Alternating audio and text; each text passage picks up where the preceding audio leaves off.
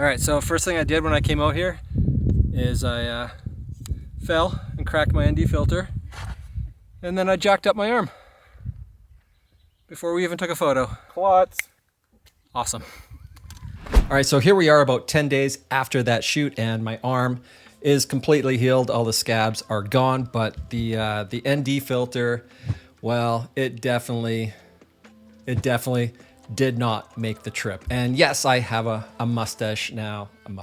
A mustache now. It was for work. I had to shave it to go up to a site up north. We'll talk about that later. But for the past few weeks, the weather here in Alberta has been between roughly 30 to 35 degrees Celsius. And for my American friends, that translates into temperatures like this. So it has not been ideal for shooting outdoors. But I did have this concept that I wanted to shoot out in the Badlands. So we thought, what the hell? Why not try to beat the heat? And so we went out early morning and we decided to shoot between 9 a.m. and 12 p.m. Now, beating the heat is one thing, but shooting in light that is gradually getting grosser as the shoot goes on, it just poses its own problems. And for any of you who have shot in natural light, you will know that that harsh midday sun is not ideal for portraits. So in this video, I'm going to show you how I control that disgusting overhead harsh day light to create images that look like this. All right, now for these first portraits, I found an area that combined both the desert feel of the Badlands as well as some lush greenery, which I felt created an interesting juxtaposition as well as complemented the dress that Kaylee was wearing. I shot using only the available light, which gave me this nice hair light, and it gave the images a bit of a mood. And I do think these look great, but what if you wanted to bring out more of the dynamic range and detail in the images, but do so without hauling a bunch of lighting gear down into the valley? Because I mean, as you saw, I was walking with just a camera and I bit it and jacked up my arm. Well, to do just that, I had my assistant Sean climb up the hill and hold this 43-inch by 43-inch scrim mounted on a handheld boom arm.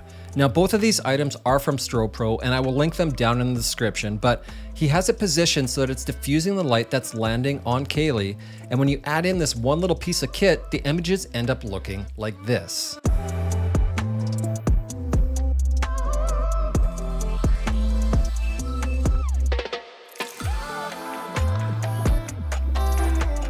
So as you can see, with Kaylee standing in the exact same spot, the lighting on her and around her has been diffused just enough to soften everything and give the images more of a polished look, which I just feel is that little chef's kiss just to bring these images to that next level. All right, now real quick before I get into other ways of how I control light in these scenarios, I want to talk to you about today's sponsor, which is Reblum.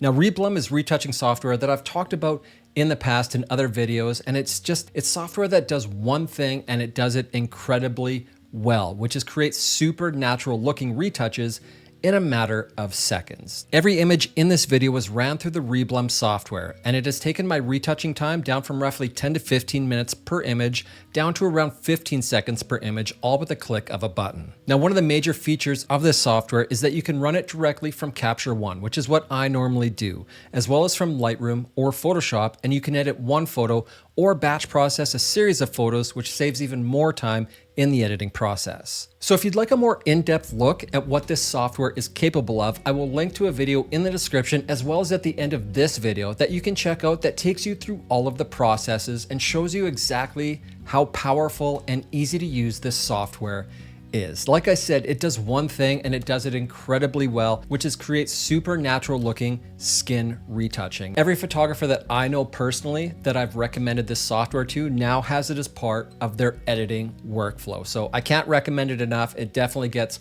a huge stamp of approval on my end. I will link it below, check it out, let me know what you think of it, but I'm fairly certain you will love it. For this second set of images, we swapped the dress for a trench coat, and I found this awesome little hoodoo where the crevices were moving in and out of the sunlight, helping to create little highlights in the background to add more depth. Now for this type of lighting, I exposed for the highlights so that her hair and the details on the rock don't blow out. But that means that the darker part of the images will be slightly underexposed. So in post, I will push up the shadows in my color grade to bring back all of that detail. And after grading these images with my new Capture One styles, this is what the final results end up looking like.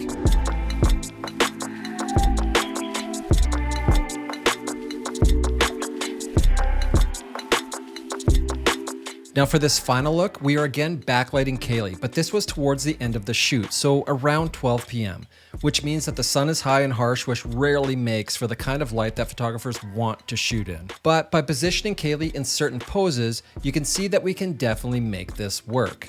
But I again wanted to create a more polished look to these portraits. So we brought the scrim back in and positioned it between Kaylee and the sun. And when you look between the two setups, you can not only see how much nicer the light is on Kaylee, but also the light on the area surrounding her. The bushes and the rock just look less aggressive as a whole, and it brings an overall better feel to the final portraits.